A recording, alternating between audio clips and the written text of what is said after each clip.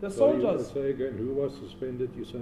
It was in paragraph 66.4 of the founding affidavit. 66. We referred to an instance where the members of the Ekurhuleni Metropolitan Police Department were involved in the shooting and assault of an individual.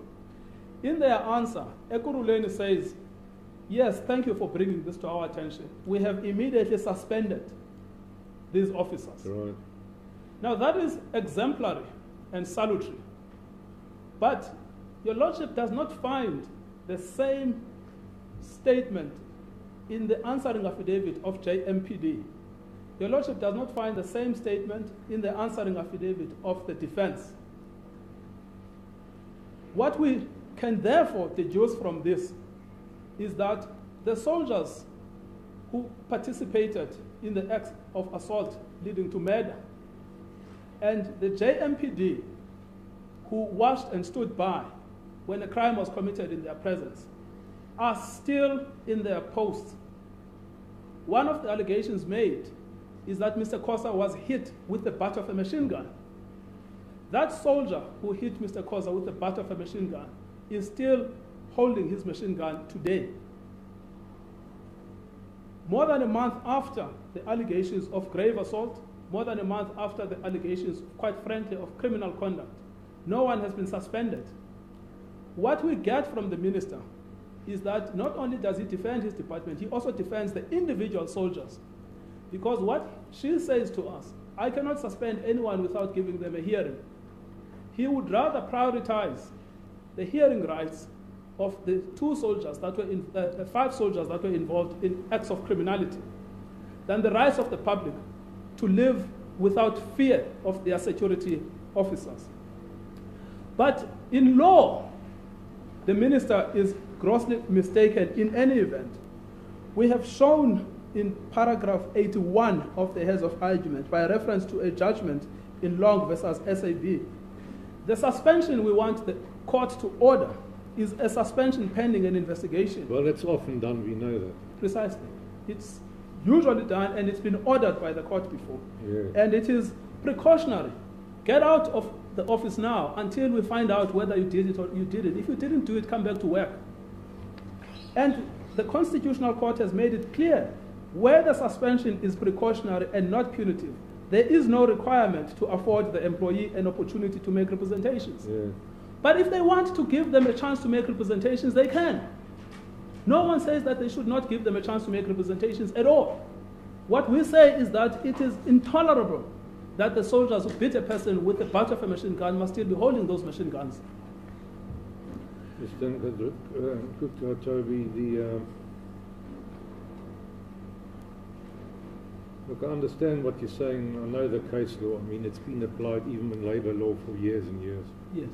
And so that's nothing new to me. Yes. I'm just worried about, in prayer 3, the practicality of the order. Sorry, my Lord, I just want to get my notice of motion.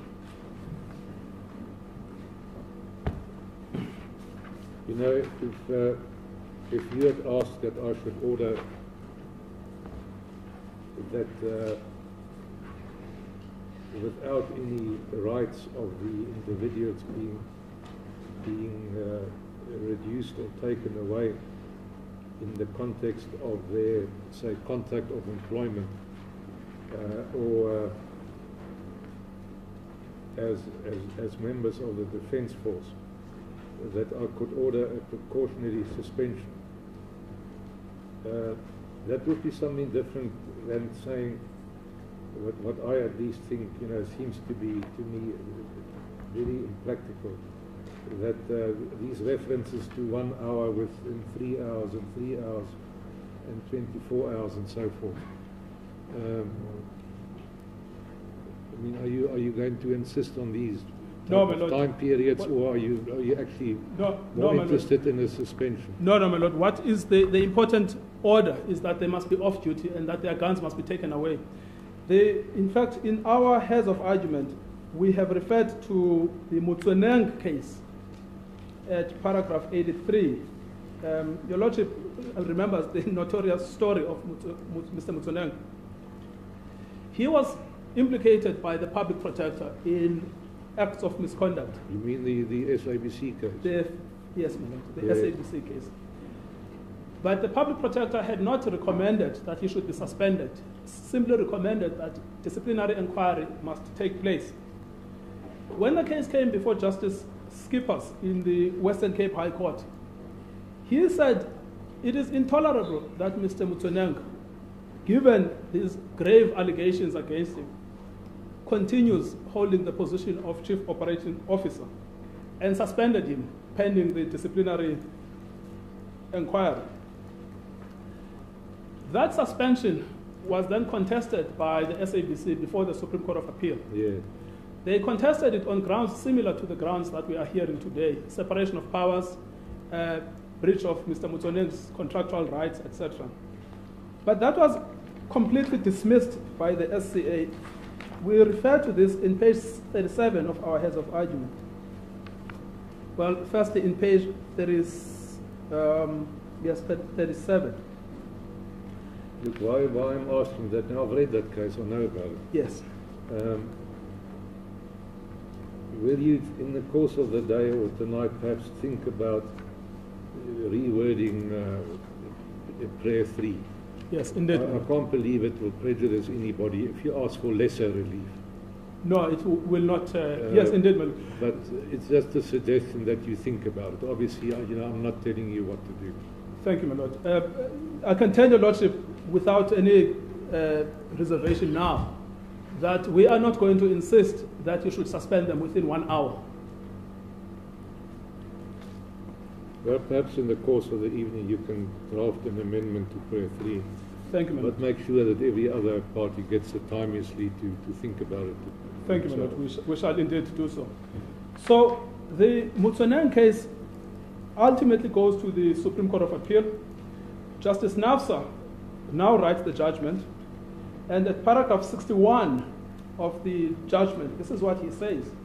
In the light of the public protector's findings and the events subsequent to her report, the High Court was rightly concerned that Mr. Motsoeneng should not continue to be in office with serious allegations concerning maladministration and the integrity of the SABC hanging over him.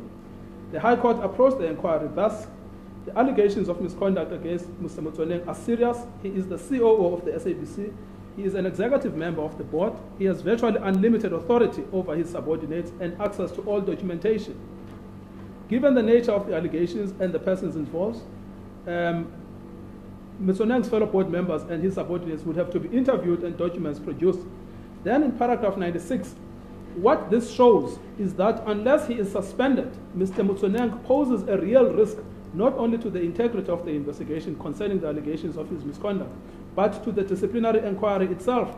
It is untenable that he should remain in office while disciplinary proceedings are brought against him. There can be no argument made that if your Lordship accepts on +1 evidence that there are allegations of grave assault by men with guns against an unarmed and a defenseless population, it is intolerable that they are still roaming the streets with guns.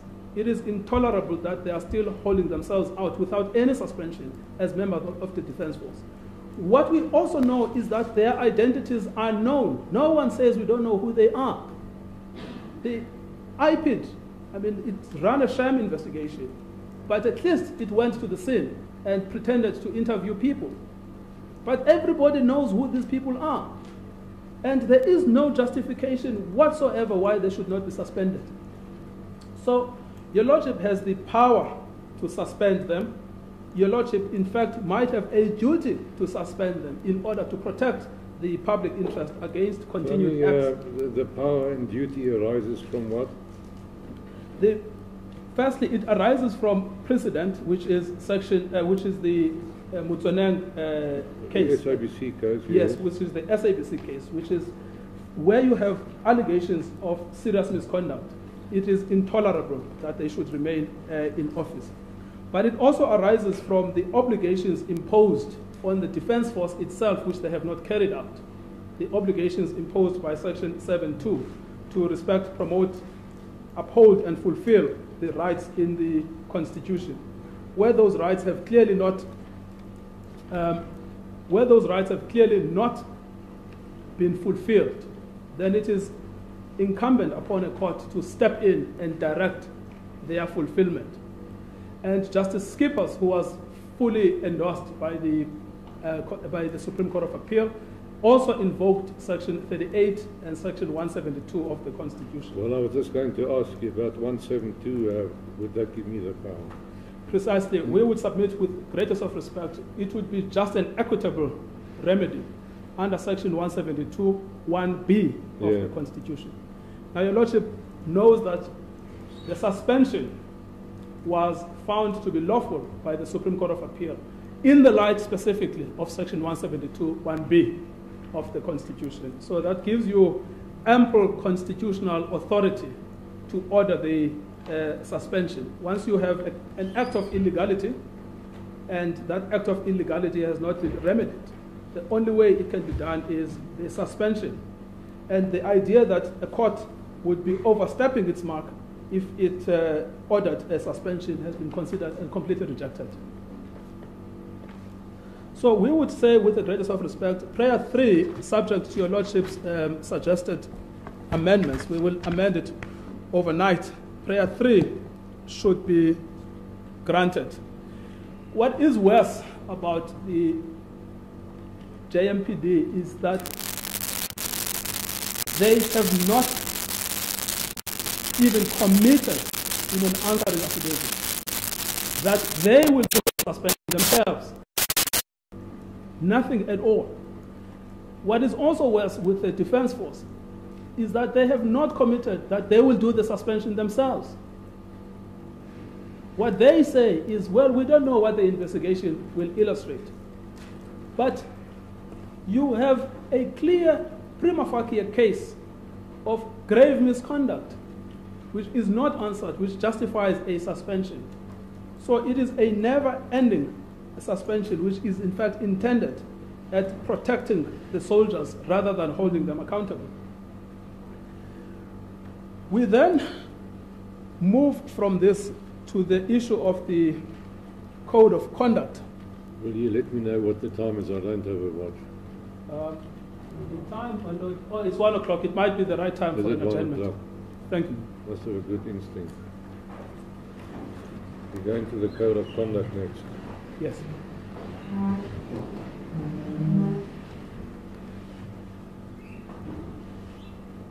That is prayer 4. Yes, prayer 4. I will adjourn until 2 o'clock.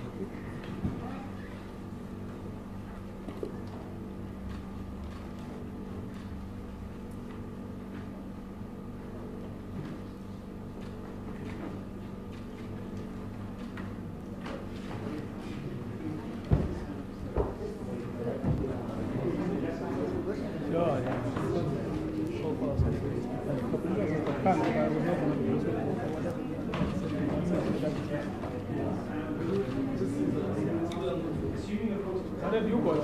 I mean, you see, at least I've got coffee.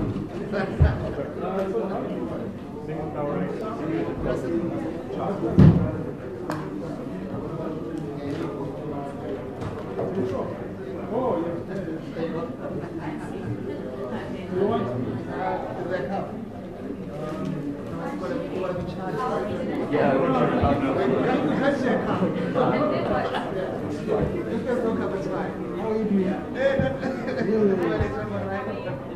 Ngcukaitobi, I want you to make a suggestion to me. Yeah, sure.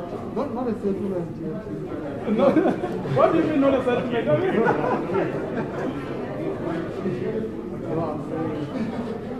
When you finish, then the student should follow you and oh, yeah. so we can answer the to whole case. and we can tell you what we concede, what we don't concede. Give the child a settlement. No, I agree. In fact, we didn't discuss that. We should have discussed that earlier. Because I think he's taken a view that he wants to hear everything. And we decided, I must go find you out happy with whether- coming tomorrow? Yeah. I was just find that get an instruction to give you a report, that's all.